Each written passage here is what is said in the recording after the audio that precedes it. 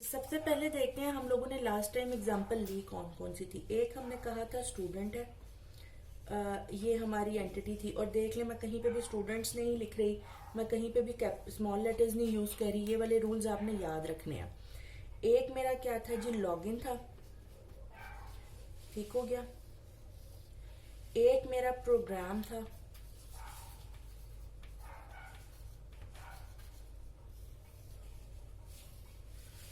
और एक जो था मेरा क्या था, टीचर था।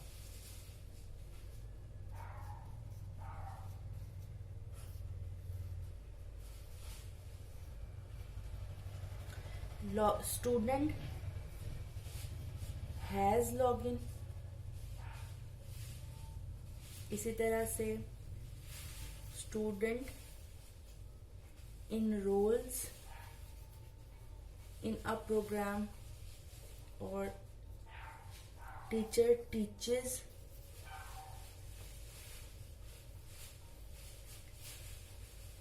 स्टूडेंट।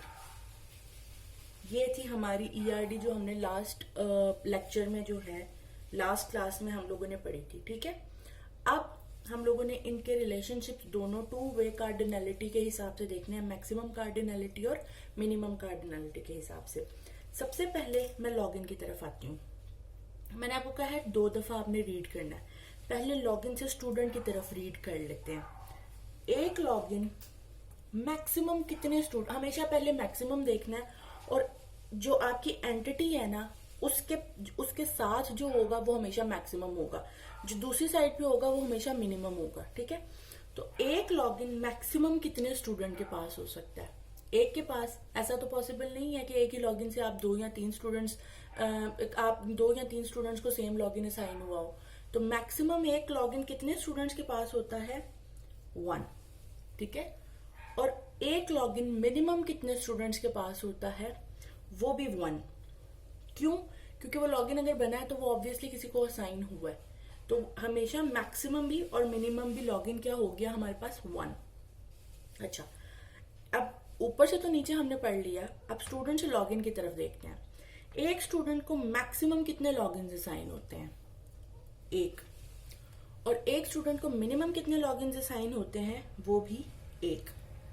तो ये हमारा रिलेशनशिप था 1 to 1 का जो हमने लास्ट क्लास में देखा था, और यहाँ पे भी अगर आप देखें तो ये 1 to 1 ही का रिलेशनशिप बन रहा है, ठीक है। ये इसको रिप्रेजेंट करने का एक्चुअल तरीका है जो हम लोग आगे यूज करेंगे अपनी ईआरडी में। अच्छा, दूसरी एग्जांपल थी स्टूडेंट और प्रोग्राम की। अब हम पहले स्टूडेंट से प्रोग्राम की तरफ रीड करते हैं। स्टूडेंट मैक्सिमम कितने प्रोग्राम्स में एनरोल हो सकता है? 1। और एक स्टूडेंट मिनिमम कितने प्रोग्राम्स में एनरोल हो सकता है? अगर आप रिफा के स्टूडेंट हो तो ऑब्वियसली आप लोगों ने रिफा के किसी ना किसी प्रोग्राम में खुद को एनरोल किया है। अगर आप एनरोल नहीं करोगे तो आप वहां के स्टूडेंट ही नहीं कहलाओगे।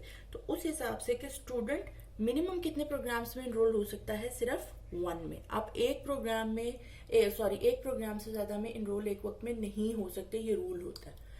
अच्छा, अब इसी तरीके से एक प्रोग्राम में मैक्सिमम कितने स्टूडेंट्स आ सकते हैं? 100s भी आ सकते हैं, 10s में भी आ सकते हैं। इस तरीके से एक प्रोग्राम में आपके पास मैक्सिमम स्टूडेंट होते हैं मैनी। अच्छा, बच्चे ना ये बड़ी गलती करते हैं, वो पता है क्या करते हैं, वो इस तरीके से लगाने के बजाय ना ऐसे लगा देते हैं साइन।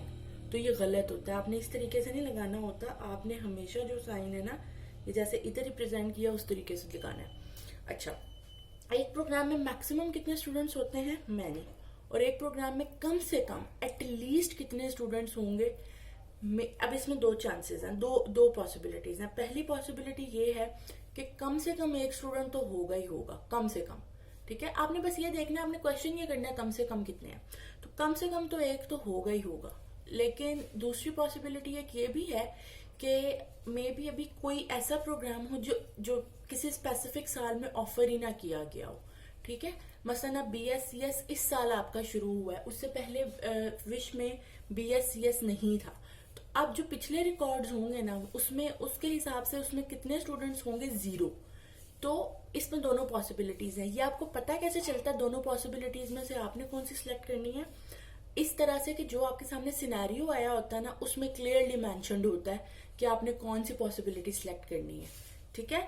अगर कभी ऐसा सिनेरियो आए जिसमें पॉसिबिलिटी मेंशन ना हो तो आप अपनी मर्जी से चूज करते हो और उसके बाद एंड पे ईआरडी बनाने के बाद अजम्पशन लिख देते हो कि भाई हम लोगों ने ये अज्यूम किया है कि इस प्रोग्राम में इस टाइम पे मे भी पॉसिबिलिटी है कि कोई स्टूडेंट ना हो।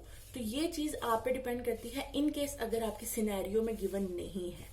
अगर सिनेरियो में गिवन है तो आपने उसमें कोई चेंज नहीं करना, फिर आपने उसके अकॉर्डिंग ड्रॉ करना है। तो अभी जो मैं ले रही हूँ, क्योंकि अभी मैं सिनेरियो के अकॉर्डिंग काम नहीं कर रही, तो इसलिए मैं ये ले रही हूँ कि मे भी किसी प्रोग्राम में कोई भी स्टूडेंट ना हो। तो उसको मैंने रिप्रेजेंट कैसे करना है, इस तरीके से 0, यानी कि मिनिमम बिल्कुल भी कोई स्टूडेंट नहीं है और मैक्सिमम मैनी स्टूडेंट्स हो सकते हैं। अब जो तीसरी चीज है स्टूडेंट और टीचर, जो कि हम लोगों ने अभी तक देखा था मैनी टू मैनी का रिलेशनशिप था। अब इसको कैसे बनाना है, फिर से दोनों तरफ से मैंने रीड करना है। स्टूडेंट मैक्सिमम कितनी टीचर से पढ़ सकता है, मैनी से, तो उसके रिप्रेजेंटेशन का तरीका है ये, ठीक है। अब फिर से दूसरा, स्टूडेंट मिनिमम कितने टीचर से पढ़ सकता है, अब सब कोई ना कोई टीचर तो असाइन होगा, तो 1, ठीक है। अब इसी तरीके से एक टीचर मैक्सिमम कितने स्टूडेंट्स को पढ़ा सकता है, मैनी को, और एक टीचर मिनिमम कितने स्टूडेंट्स को पढ़ा सकता है। इसमें मैं अज्यूम कर लेती हूँ 0, सिर्फ इस वजह से कि हम ये कंसिडर कर रहे हैं कि फॉर एग्जांपल अगर कोई टीचर ऑफ पे है या नहीं पढ़ा रहा ड्यू टू एनी रीजन, तो हम कंसिडर कर रहे हैं। क्योंकि मेरे पास अभी सिनेरियो नहीं है तो मैंने सिर्फ कंसिडर किया। अगर सिनेरियो होता और वहां पे मिनिमम 1 होता तो फिर यहाँ पे मैं 1 लगाती। तो ये आपके पास बेसिकली पूरी एक प्रॉपर रिप्रेजेंटेशन है आपकी ईआरडी की। अभी इसके अलावा 1-2 पॉइंट्स हम